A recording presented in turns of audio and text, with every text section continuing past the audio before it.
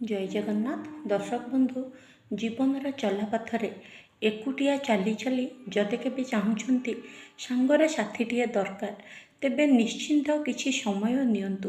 तरतर हुअन्तु नहीं।